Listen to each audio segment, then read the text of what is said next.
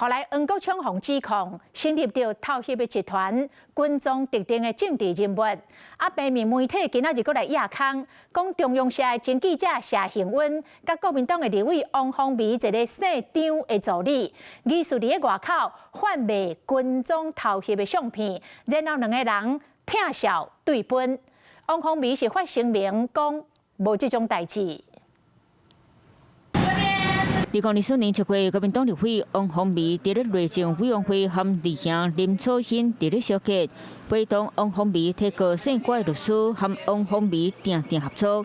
如今所叫平面媒体压料，敢若不满王芳美真侪摆爱伊拍免费官司，甚至伫咧压料证据无够时，搁爱伊同齐出席记者会背书，其中一场就死。因为有财团提供给他。2023年年底，王芳美指控潘明安金主惨判，尾也叫法院判50万。叫周刊讲，相片和资料就是来自民众党主席黄国昌的领片集团。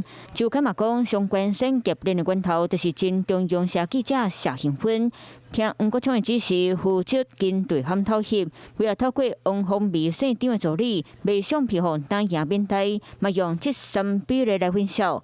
包括今年8月侯汉廷指控，前经济部长郭志辉出席饭局，迄天就因为资料唔对来回失礼。张书讲压了前监察院秘书长李俊义、监委苏丽琼乌白使用公务车等等为面，和电视中选举时去持卡心压了，和病院的高层行收法，拢是谢幸运透过县长的助理准备好拿赢面台来提供给因压了。不过叫点名面台拢无申请和黄国昌有关系，不需要把狗仔文化现在呢完全的污名化，只要你行得正、坐得直啊，那。 狗仔文化，你何惧之有？啊！过去王芳美捌支持黄国昌，如今叫压了助理和谢幸运有关系。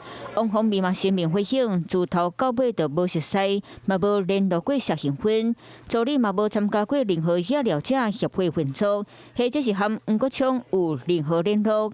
事实上，政治人物公用信箱和助理联络方式本来就公开，消息来源无论是当事者甚至是记者，都让 简单提供资料，背后就可能讲法。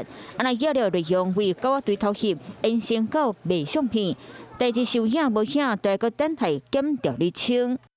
Hello， 我是张新文。想要抢先掌握最及时的新闻资讯吗？赶快订阅、按赞、开启小铃铛，锁定华视新闻 YouTube 频道。